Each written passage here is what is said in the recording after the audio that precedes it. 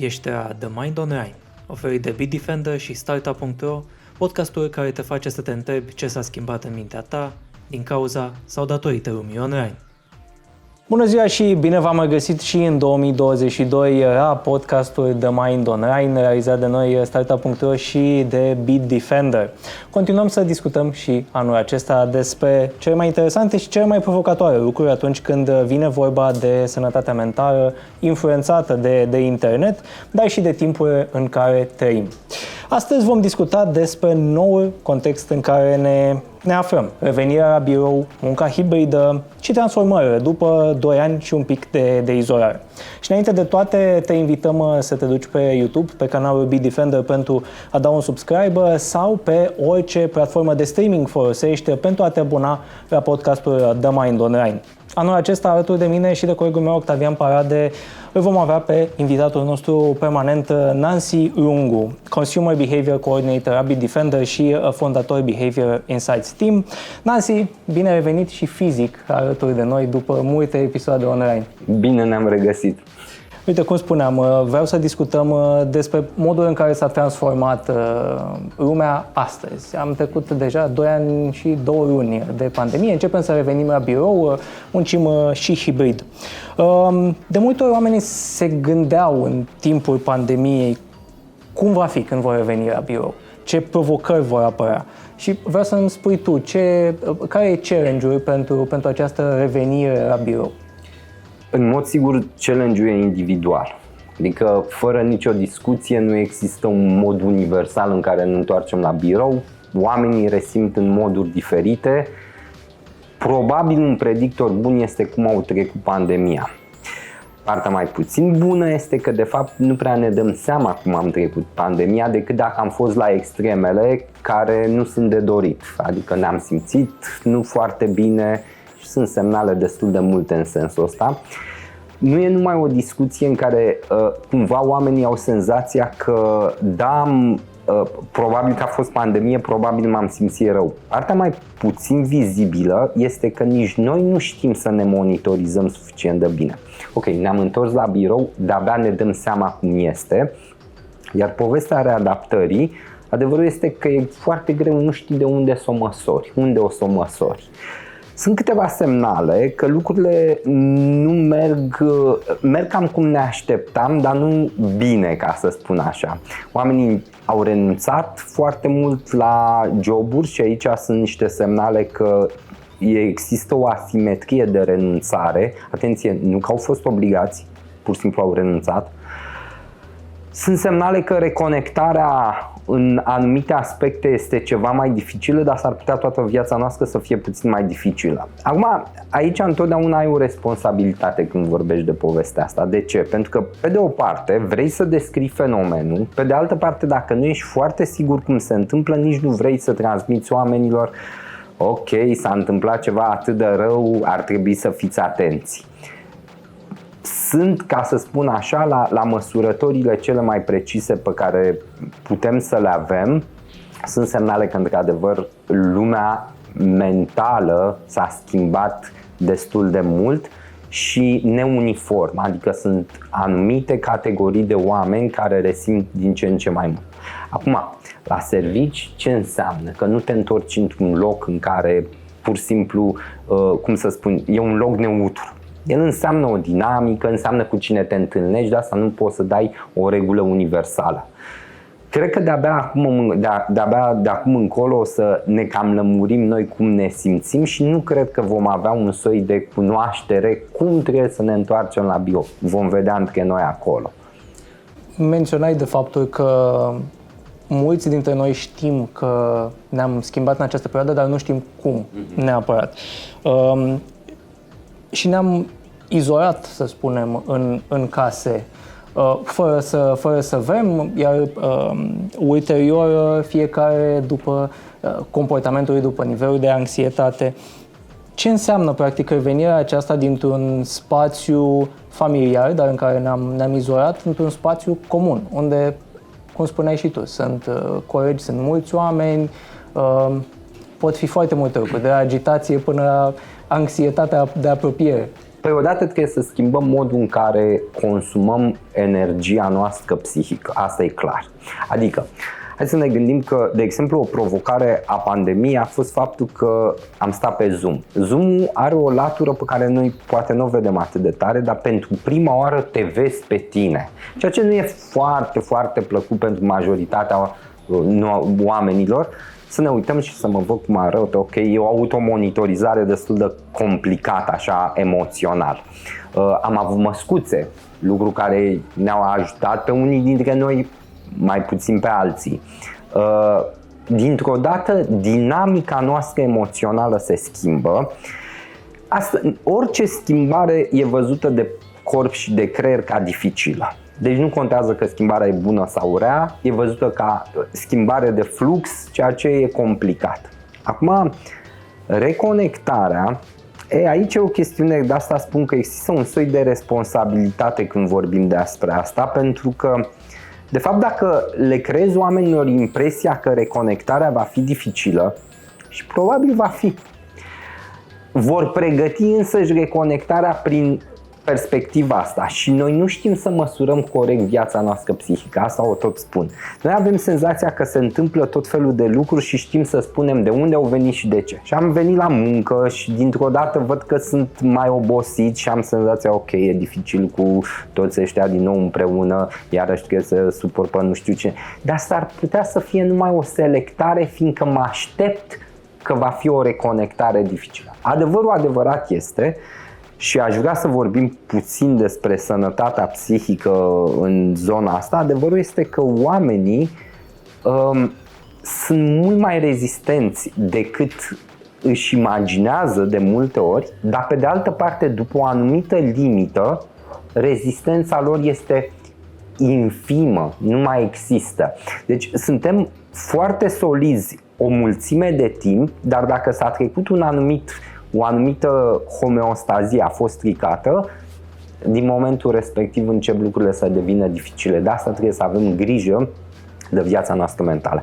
Pentru că viața noastră mentală nu semnalizează nici măcar cum e sănătatea fizică, nu semnalizează clar că ai ajuns într-o zonă periculoasă. Deci te simți greu, te doare stomacul, ok, nu mai mănânc chestiunea aia. Dar în viața mentală nu se întâmplă așa. Poți să fii extrem de rezistent până la un punct. Și nici acolo, și aici e o chestiune, nici acolo nu se întâmplă întotdeauna de tip snap, s-a rupt ceva și mi-e clar, gata, de acum încolo mi-e clar. Nu, erodează. Trebuie să avem grijă de modul în care cultivăm emoții, modul în care cultivăm concentrare și așa mai departe, pentru că lucrurile astea se erodează fără să fim foarte conștienți de lucrul ăsta. Pe de altă parte, facem și inversul, care și ăsta nu e tocmai în regulă, tocmai că nu monitorizăm bine, avem senzația că din orice se întâmplă o catastrofă. Ok, e clar că nu mai... O să auziți foarte mulți oameni care spun rețineam mai bine înainte de pandemie, aveam mai multă răbdare. Actually, nu te afli în zona unde să monitorizezi chestiunile astea, e doar o impresie de interpretare. Dar trebuie să avem grijă de viața noastră psihică, pentru că este exact ca un râu, el e extrem de rezistent la tot felul de lucruri, dar erodarea în timp te poate duce dincolo de o linie de echilibru la care e îngrozitor de greu să te întorci. Apropo de asta, pentru că tu menționai de această rezistență, reziliență a oamenilor pe care o ducem din ce în ce mai sus, ne mândrim poate cu faptul că, iată, am rezistat, și de dificultatea de a măsura. Când îți dai seama, poate, că ai trecut de nivelul ăla în care barajul acestui râu s-a rupt? Nu, aici e o problemă, mai degrabă comportă-te preventiv, creează-ți un mediu în care să te simți bine, să te concentrezi pe tine, să ai satisfacție, și asta nu sunt vorbe, știu că sună, dar în niciun caz nu trebuie să te privezi de asta. Pentru că însăși, dau un exemplu, burnout-ul nu are, ok, burnout-ul extrem are un semnal, dar există unul cronic care se poate instala și tu zici, ok, dar mă uit la mine, mai pot să mai duc, da, nu mă simt foarte bine. Nu există un beculeț Sau există un beculeț care este greu de luat în considerare, hai să spun așa, există semnale, da, și corpul îți spune și starea ta subiectivă și așa mai departe, dar raționalizezi, spui se mai poate, evident așa m-am simțit întotdeauna la urma urmei, iar la un moment dat nu mai e posibilă recuperarea sau e extrem de greu. Dacă dezechilibru emoțional nu trebuie să se instaleze și când se instalează energia pe care trebuie să o dai este extremă, pentru că, dau un exemplu, dacă ai un episod de depresie, există depresie severă, există șanse 50% să-l faci pe al doilea. Dacă îl faci și pe al doilea, deja crește la 75% să intri într-o depresie. Și atunci lucrurile nu sunt, și urăsc lucrurile astea, nu sunt filozof, nu explic oamenilor cum să trăiască. Dar adevărul adevărat este că nimic nu merită în raport cu echilibrul tău psihic. Adică și dacă sunt pe Coasta de Azur acum, într-unul dintre iahturile unui mare magnat rus, pot foarte bine să nu mă bucur deloc de experiență dacă psihicul meu nu este echilibrat. Și aici e o chestiune să-l cultivăm, să avem grijă de el. Mă bucur că ai ajuns la burnout, pentru că voiam să intrăm și în acest subiect. Evident, s-a discutat foarte mult în ultimii ani. Nu te voi întreba, înscrisesem cum putem evita burnout-ul, dar nu vreau să te întreb asta, ci menționai de acest moment în care ne dăm seama că avem burnout. Fie că muncim de acasă, fie că am revenit la birou. Cum putem reacționa la momentul ăsta? Tocmai pentru că cred că foarte mulți oameni consideră această realizare ca un fel de eșec al lor personal. Uite, am ajuns în punctul ăsta. Nu mai pot să performez la fel de bine. Da, din păcate e un eșec, dar nu e un eșec imputabil, să spun așa. Scopul nostru nu este... Ok, există câteva momente în viață în care probabil fiindcă facem performanță, mare performanță, nu știu dacă toți chiar facem mare performanță, merită să tragi puțin mai mult de tine. Dar adevărul adevărat este că majoritatea oamenilor, noi, oamenii normali, nu facem tot timpul super performanță și nici viața noastră nu depinde de, nu știu, de faptul că voi sta 12 ore muncind. Pare că depinde, în practică, cel puțin avem toți experiență, nu depinde atât de tare de noi. Aici, întotdeauna a-ți păstra o rezervă pentru tine e foarte importantă. O rezervă de timp care creează satisfacție. La urma urmei, la sfârșitul zilei, de fapt este despre mine ca să pot să-i ajut și pe ceilalți. Ori distanța asta în care timpurile noastre fără doar și poate ne creează iluzia asta că ok, vom merge mai departe, vom mai trage de noi, vom obține ceva mai mult, la capăt înseamnă mai multă insatisfacție, ca să spun așa. Dincolo de toate astea, trebuie să fii atent exact în zona în care simți că ai consumat resursele pe care le aveai pentru tine și asta înseamnă timp, asta înseamnă tensiune, da? Toți aici evaluăm bine. Problema este că nu mai evaluăm cât timp trebuie să existe. Da, trebuie să existe tensiune, face bine corpului, face bine adaptării, capacității tale, dar dacă există tensiune continuă, nu ai ce căuta acolo. Hai să revenim în birou, de unde plecasem. Da. Citisem un studiu de la McKinsey care a arătat că cei mai mulți dintre angajați spuneau că revenirea la birou ar avea un impact negativ asupra sănătății lor mentale. De ce ar spune asta o majoritate dintre cei angajați? Care ar fi riscurile acestei reveniri la birou? În primul rând, faptul că o spun e un semnal. Oamenii nu prea spun. De obicei aici avem experiență că oamenii nu prea spun lucrurile de genul ăsta, că mai degrabă preferă să nu și să nu fie văzuți într-un fel și așa mai departe. Odată e o problemă. Asta acasă este o capcană, să ne înțelegem bine.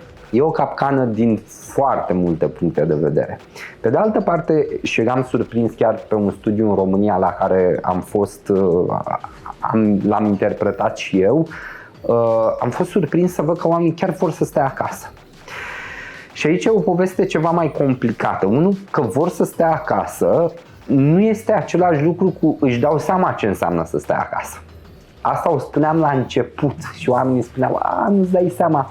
Dar s-ar putea să fi fost o reacție la burnout, la o proastă relație cu, nu neapărat cu ceilalți, cât cu șefii. Din ce am înțeles eu din studiu este că erau încântați că se țineau cât mai departe de șefii lor de conducere. Dar lucrul ăsta nu înseamnă că a munci de acasă e mai simplu. În fapt s-ar putea să fie mai complicat. E adevărat, mai intrau și alte lucruri, precum mă duce cât iau să merg până la servici și așa mai departe. Am o relație cu copiii mei, ceea ce e un lucru bun. Deci e un game. Sunt multe lucruri amestecate. Acum, partea proastă este că ne întoarcem la muncă. Dintr-o dată, echilibrul anterior se strică și trebuie să reconectăm. Chestiunea asta de echilibru, de direcție, cum ne consumăm emoțiile, ăsta este esențial corpului și creierului uman. E în felul următor, dacă acum eu îți zic, cu siguranță ne vom simți bine dacă ne ridicăm în picioare și facem un exercițiu fizic, îți spun că tu îți vei interoga corpul, chiar o face creierul, și va spune câtă energie am pentru asta. Nu prea. Ok, eu îți spun, dar să știi, beneficiile mișcării sunt extraordinare și în continuare corpul spune nu te mișca, supraviețuiești. Și acum zic, revii la muncă, nu este cel mai bun lucru care ți se întâmplă, deci odată de aici poate apărea, cum se numește, rezistența. Dar s-ar putea într-adevăr să fie și o altă problemă mai serioasă și pentru mine aceste demisii și acest val de, și inclusiv modul în care oamenii comunică în legătură cu munca, îmi face să mă întreb dacă nu cumva, cel puțin în zona occidentală, oamenii n-au sesizat că e o distanță prea mare între efortul dat și sensul vieților. Adică pentru prima oară cineva a zis stop, ne oprim puțin și oamenii au spus ok, s-ar putea să fie ceva altceva, să trăiesc altceva. Și atunci da, s-ar putea să avem. Acum nu e catastrofă, s-ar putea, habar nu am, adevărul e că nu știu, dar oamenii se vor întoarce la muncă. Ok, o parte nu se vor mai întoarce, am trecut în zona asta de muncă de acasă, dar unii se vor întoarce. Nu trebuie să dramatizăm, oamenii fac față la lucruri complicate. Și pentru că menționai de relația cu șefii, cu colegii, cum tratezi în momentul de față, ca manager, companie în general, revenirea aceasta la birou? Am văzut foarte multe anunțuri, companii care vorbesc numai despre, uite, îți oferim un pachet medical, îți oferim și un pachet terapeutic pentru binele tău mental. Dar cum îi faci să se simtă mai bine la birou, dar în același timp să identifici și ce au lăsat ultimii 2 ani peste angajați? Nu prea ai cum. Adică e o chestiune mai degrabă de deschidere pe care o au unii față de ceilalți. Asta e un lucru important. De obicei, pachetele terapeutice față de angajați, cel puțin în cultura noastră, nu prea au funcționat. Nu că nu au funcționat, au funcționat mult sub ce ar fi trebuit. S-ar putea populația să-și fi schimbat perspectiva, adică când acceptăm toți că avem niște probleme, ok, poate nu e atât de important, poate pot să spun și eu că am niște probleme. Nu pachetele fac diferența, este efectiv mediul de lucru. Eu tot povestesc de experimentul și studiul extins al lui Google asupra grupurilor de oameni, asupra, cum se numește, grupurilor de muncă. Ok. Grupurile cele mai satisfăcute nu sunt cele care au condițiile cele mai bune. Ok? Bun. Odată este că, într-adevăr, dacă eu sesizez că în grupul meu și se acceptă și sunt discuții libere și uite, aici ar putea să se implice HR-ul mult, ar putea să se HR-ul împreună cu conducerea să creeze deschiderea, să ne întrebăm, avem nevoie de asta, ce ar trebui să facem și așa mai departe, e superb. Asta este într-o lume frumoasă. Experiența mea spune, cu excepții, că lucrurile nu se întâmplă așa. Ceea ce contează e efectiv mediul de lucru, iar Google, prin Aristotel, așa se numea proiectul, cred că a arătat destul de bine. Grupurile cele mai satisfăcute sunt cele care cred că pot reuși, care au reușit împreună. Asta înseamnă că există o conexiune între ei, că merg spre ceva. Pachetele de ceva timp, pachete de orice, sunt mici, foarte mici, cum să spun, incentivări. Noi știm să ne căutăm fericirea, nu trebuie să ne o caute șeful, ca să ne înțelegem bine. Nu șefii noștri, noi știm cum să... Nu mediul de lucru în sensul în care și ce mai obțin. Ceea ce contează este cum a construit echipa până atunci. Prin urmare, pandemia n-a făcut să schimbe jocul ăsta, ci doar l-a făcut să se vadă mai tare care sunt crăpăturile din ceea ce avem. Mai am o singură întrebare, pentru că citisem că absența aceasta în ultimii 2 ani a interacțiunii sociale, izolarea, singurătatea, duc la un risc de declin cognitiv. În primul rând aș vrea să te întreb ce ar însemna de fapt în practică asta, ce impact poate avea? Că ești mai puțin capabil să rezolvi probleme cognitive cu care te întâlnești. Asta este în final. Sunt mai puțin capabil să rezolvi problemele, puterea de calcul scade semnificativ. Aici o întreagă poveste, nu scade numai puterea de calcul, scade însăși modul în care selectezi lucrurile importante față de lucrurile neimportante. E o întreagă poveste, numai faptul că am stat acasă. Dacă am extinde, e frumoasă povestea. Noi nu gândim, gândim, în creier se produc majoritatea activităților de decizie, dar ele se întâmplă și în tot sistemul nostru metabolic. Schimbările astea ce spun? Ai zice, dar ce fac calcule cu stomacul? Trebuie explicat foarte repede. Nu faci calcule, dar cu stomacul ți se stabilește starea emoțională după care evaluezi ceea ce ai calculat.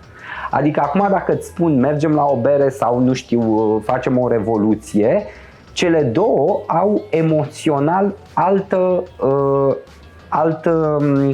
amprentă. Amprenta aia e strâns legată de cum te simți fizic. E strâns, dar nu numai cum te simți, cum ești fizic. Știm că depresia astăzi e mult legată decât ne așteptam de flora intestinală, ceea ce trebuie să recunoaștem că e o complexitate acolo. Da, faptul că am fost izolați a schimbat multe. A schimbat modul în care ne așteptăm să-l vedem pe celălalt, modul în care reacționăm la amprentele emoționale, puterea noastră de calcul și așa mai departe. Cât de mult habar nu avem și spun, și cred că ăsta ar fi spun că nici n-ar fi bine să ne grăbim. Știu că vrem să vedem viitorul, dar atenție, uneori etichetând cum credem că o să fie viitorul, facem realitate. Cred că mai trebuie să mai stăm. Bănuiala mea este că efectele pandemiei de-abia încep să se vadă și tot bănuiala mea este că suntem mai rezistenți. Asta nu înseamnă că nu trebuie să fim atenți, suntem mai rezistenți decât bănuim. Nancy, îți mulțumesc foarte și eu mult. Mulțumesc mult. Vă mulțumesc și vouă că ne-ați urmărit la primul episod din 2022 din podcastul The Mind Online. Nu uitați să vă abonați pe canalul de YouTube Bitdefender și Startup.ro sau să intrați pe platformele de streaming favorite pentru a vă abona la podcastul The Mind Online. Eu am fost Vlad Andriescu, vă mulțumesc foarte mult că ne-ați urmărit. Luna viitoare în proiectul NoHack avem NoHack Expert Talks, atunci când vorbim despre provocările de securitate pe care le aduce această perioadă și cum să ne ferim de cei răi de pe internet. O zi bună!